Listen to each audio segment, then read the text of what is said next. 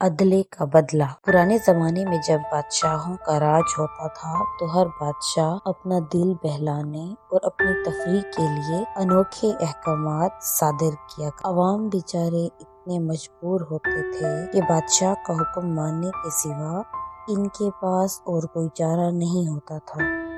ایک دفعہ سلطان محمود نے سوچا کیوں نہ اپنے کسی درباری کو کسی ایسے امتحان میں ڈالا جائے کہ اس کی سیٹی گم ہو جائے۔ اس نے ایک درباری کو بلا کر حکم دیا کہ آج کی رات تم محل کے اس بلند مینار پر گزارو اور دیکھو کہ رات کو آس پاس کیا ہوتا ہے۔ درباری بیچارے نے بادشاہ کو سمجھانے کی بہت کوشش کی کہ یہ سردی کا موسم ہے، پوری رات مینار پر گزارنے کا مطلب تو اپنی موت کو دعوت دینا ہے۔ بادشاہ نے اس کی کوئی بات نہیں سنی، وہ اپنی بات پر ڈٹا رہا۔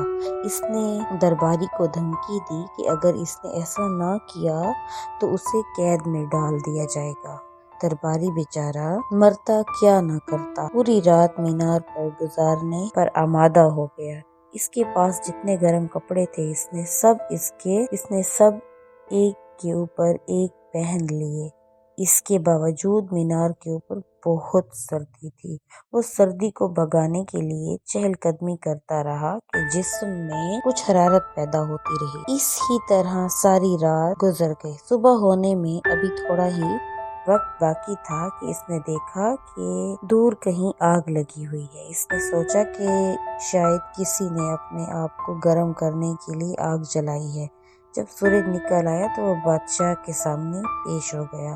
بادشاہ نے اس سے پوچھا، ہاں بھائی بتاؤ رات کیسی گزری اور تم نے آس پاس کیا دیکھا؟ درباری نے کہا، رات اتنی سردی تھی کہ رگوں میں خون تک جما جا رہا تھا۔ ہاں نور کے تڑکے میں نے دیکھا کہ دور ایک جگہ آگ لگی ہوئی۔ میں نے بہت غور کیا لیکن یہ نہیں جان سکا کہ وہ آگ کیسی ہے۔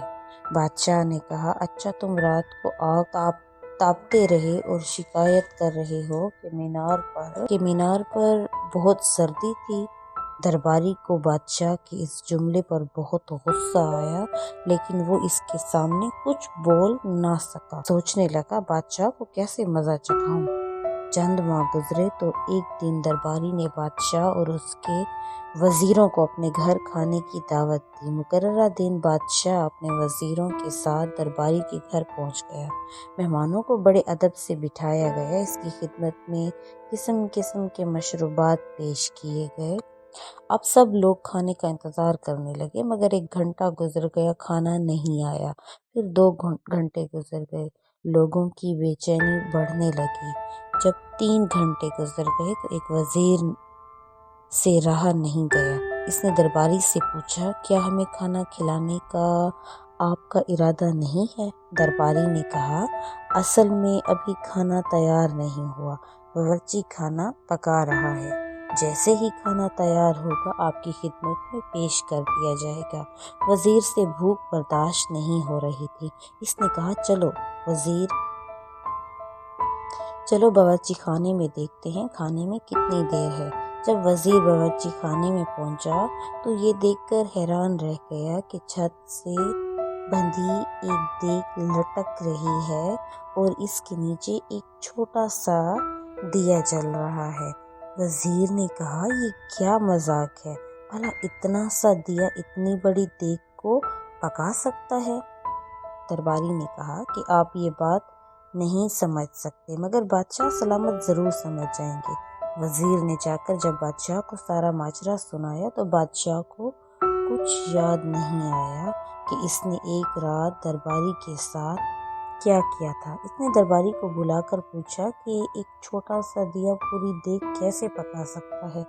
درباری نے کہا کہ عالم پناہ جان کی امان پاؤں تو عرض کروں، ہاں کہوں؟ درباری نے کہا کہ عالم پناہ جان کی امان پاؤں تو عرض کروں، ہاں کہو، کیا کہنا چاہتے ہو؟